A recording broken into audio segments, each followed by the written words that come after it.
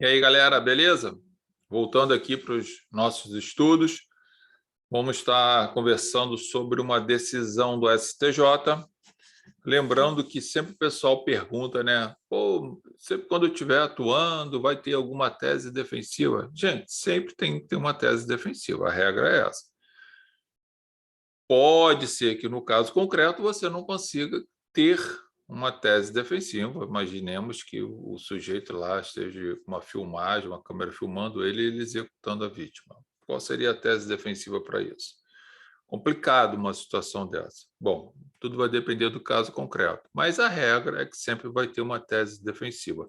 Zé Carlos, a confissão seria uma forma de tese defensiva? Claro, porque a confissão, segundo o artigo 65 do Código Penal, vou ler ele para vocês, determina a diminuição da pena, ok? Então, tem dentro do que eu estou falando para vocês, num caso concreto, imaginemos que o sujeito esteja lá numa situação muito complicada, você vai ter que chegar para ele e falar, olha, não tem o que ser feito aqui no seu caso, você vai ser condenado, tá?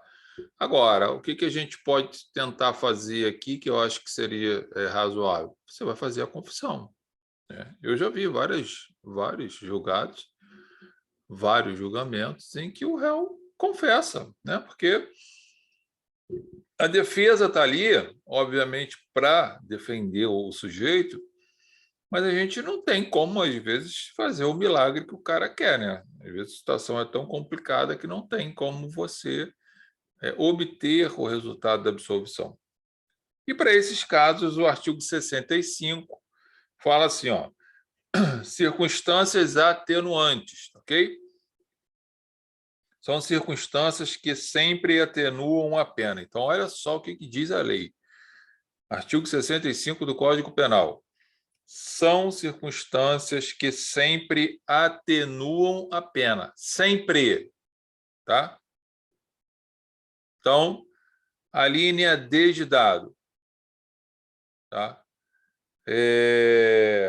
Inciso 1º, inciso 2º, o desconhecimento da lei. Inciso 3º, ter o agente, 2 pontos. Letra D de dado, a linha D, confessado espontaneamente perante a autoridade a autoria do crime. Então, se o sujeito que praticou o crime confessar que praticou o crime, ele tem automaticamente o direito, tá, da diminuição de pena. Ok, gente?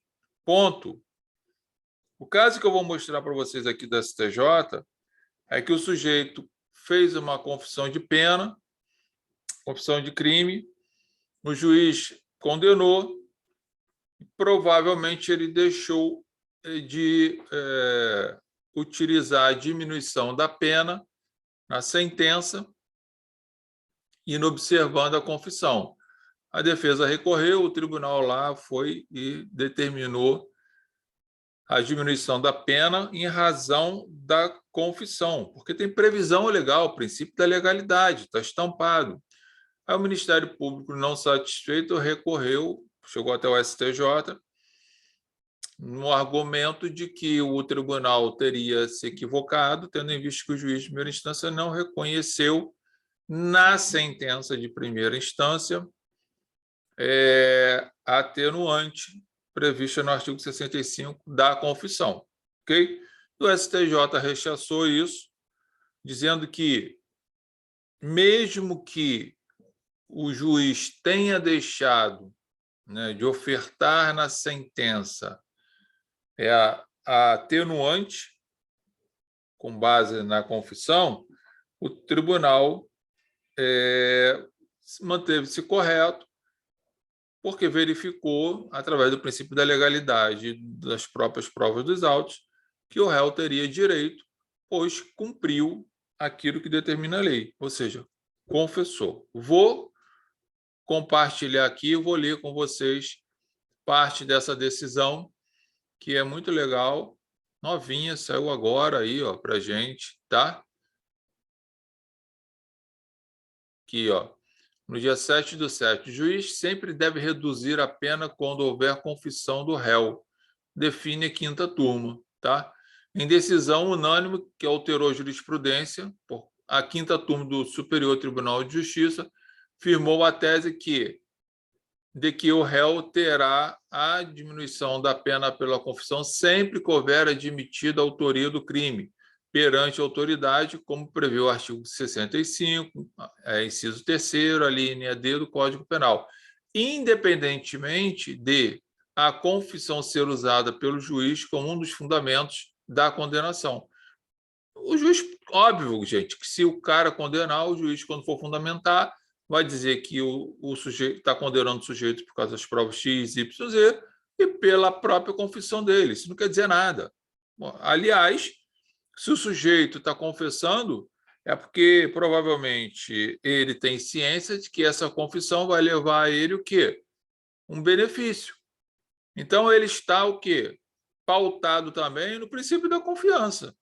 Ora, ele confessa porque ele confia que vai ter uma diminuição na pena dele quando ele for condenado. Se ele não confessar porque ele perde a confiança no Estado, ninguém vai confessar o crime. E aí, né? Será que, de repente, essa ausência de confissão não prejudicaria a sociedade? Parece ser um capricho muito grande, né, do Ministério Público, das pessoas, às vezes, ficam criando situações quando, na realidade, já está definido. O próprio artigo 65 fala, são circunstâncias que sempre atenuam a pena, gente, atenua. E está falando lá sempre. O cara confessou, beleza, já tem o direito à atenuação da pena. Mas o juiz usou essa confissão como prova, né? Claro que ele vai usar como prova, porque a confissão, né, o interrogatório também é um meio de prova, né? Muito se discute meio de defesa e meio de prova, então, ora ele assume uma natureza de meio de prova, ora ele assume natureza de meio de defesa, tá? Então, veio ele aqui, né? O STJ vem se posiciona, tá? E fala, segundo o Código Penal, a confissão sempre atenua a pena. O relator observou que, embora alguns julgados do STJ tenham adotado a posição defendida pelo MP de Santa Catarina, eles não têm amparo em nenhum dos precedentes geradores da súmula 545, os quais não ordenaram a exclusão da atenuante quando a confissão não foi empregada na motivação da sentença. Até porque esse tema não foi apreciado quando da formação da súmula, né, do enunciado da súmula. Ribeiro Dantas, né, destacou que o artigo 65, inciso 3D do Código Penal estabeleceu que a confissão é uma das circunstâncias que sempre atenuam a pena, de modo que o direito subjetivo à diminuição surge no momento em que o réu confessa, momento constitutivo, e não quando o juiz cita, né, sua confissão na sentença condenatória, momento meramente declaratório. Óbvio, se o cara está lá no interrogatório dele, confessa, se o juiz, por algum motivo qualquer, né, faz a sentença dele e informa que o cara confessou, portanto, está condenado e deixa de aplicar, né, atenuante, é óbvio que tem um erro nessa sentença, tá? Atenuante da confissão é diferente da delação premiada. Isso aí já é mais do que batido, né? Tá? E o juiz não pode desconsiderar a confissão, tá? Então, isso aqui está no RESP 197-298. STJ saiu agora fresquinho aí para vocês se manterem atualizados, tá? Então, estiver fazendo uma prova, fazer o exame da Ordem dos Advogados do Brasil, caiu lá uma questão que o réu confessou, o juiz não considerou, e aí, o que tem que ser feito, né, gente? No momento, se for da sentença, no momento da apelação, tem que questionar que o réu tem direito à diminuição, à atenuante da pena do artigo 65, linha 3, inciso 3, a linha D de dado. É isso que tem que acontecer, tá? Na sua resposta lá, você vai colocar exatamente isso, tá? Que o réu ele tem direito a atenuante por força de lei, artigo 65, inciso 3, a linha D de dado, e conforme o posicionamento atual da STF, tá? Independentemente do juiz de primeira instância ter ou não concedido essa atenuação. Até porque, se ele não concedeu, você está recorrendo, provavelmente, para que isso seja feito pelo Tribunal de Justiça, tá?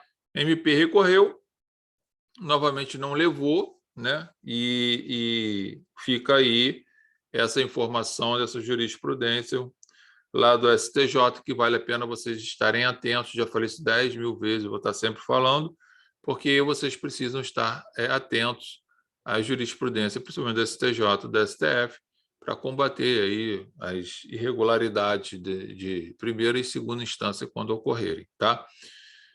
professor@josebrito.com.br, o nosso e-mail, martinsbrito.rdplataforma.com, meu digicard.com/martinsbrito advocacia /, você tem todas as nossas redes sociais. Bons estudos, grande abraço.